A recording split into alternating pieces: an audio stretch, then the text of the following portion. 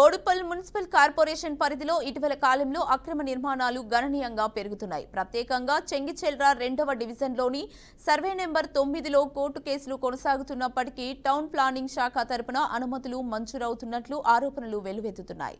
గత కమిషనర్ 2022లో ఇచ్చిన నోటీసులు కూల్చివేతలు జరిగిన తర్వాత కూడా అక్కడ తిరిగి నిర్మాణాలు జరుగుతున్నాయి. నిబంధనలను ఖాతరు చేయకుండానే పర్మిషన్లు మంజూరు కావడంపై ప్రజల్లో ఆగ్రహం వ్యక్తమవుతోంది.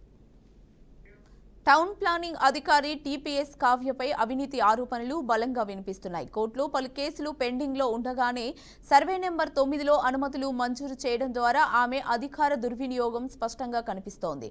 రికార్డుల ప్రకారం హైకోర్టు స్టేటస్ కో ఉన్నా కూడా ఆమె పర్మిషన్లు జారీ చేయడం, కొంతమంది కబ్జాదారుల నుంచి ముడుపులు తీసుకుంటూ అనుకూలంగా వ్యవహరించినట్లు ఆరోపణలు వెల్లువెత్తుతున్నాయి. ఆర్టీఏ దరఖాస్తులో కూడా టీపీఎస్ కావ్య స్వయంగా కోర్టు కేసులు నడిపిస్తున్నారని లిఖితపూర్వకంగా సమాధానం ఇచ్చినప్పటికీ అనుమతులు ఇవ్వడం అనుమానాలకు తావిస్తోంది.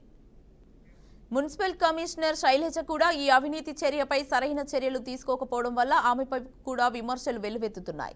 కోర్టు కేసుల నేపథ్యంలో బిల్డింగ్ అనుమతులు ఎలా మంజూరైతాయన్న దానిపై ఇప్పటి వరకు స్పష్టమైన విచారణ చేపట్టలేదు. అనేక అక్రమ నిర్మాణాలు, కోర్టు ఉత్తర్వులను ఉల్లంఘిస్తూ జరుగుతున్న నిర్మాణాలపై మౌనం పాటించడం ఆమెపై అవినీతి ఆరోపణలకు బలం చేకూర్చుతోంది. కమిషనర్ తక్షణమే టీపీఎస్ పై విచారణ చేసి బిల్డింగ్ పర్మిషన్ను రద్దు చేయాల్సిన అవసరం ఉంది. కోర్టులో స్టేటస్ కో ఉత్తర్వులు కొనసాగుతున్నా కూడా టీపీఎస్ కావ్య గృహ నిర్మాణ అనుమతులు జారీ చేయడం వల్ల న్యాయ వ్యవస్థకు అవమానం జరిగిందని నిపుణులు వ్యాఖ్యానిస్తున్నారు.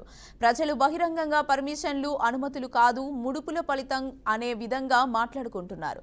ప్రభుత్వ యంత్రాంగంపై నమ్మకం తగ్గిపోతుండగా అధికారులు చట్టపరమైన విధులను తక్కువ చేసే విధంగా వ్యవహరించడంపై ప్రజా సంఘాలు, సామాజిక కార్యకర్తలు ఆందోళన వ్యక్తం చేస్తున్నారు.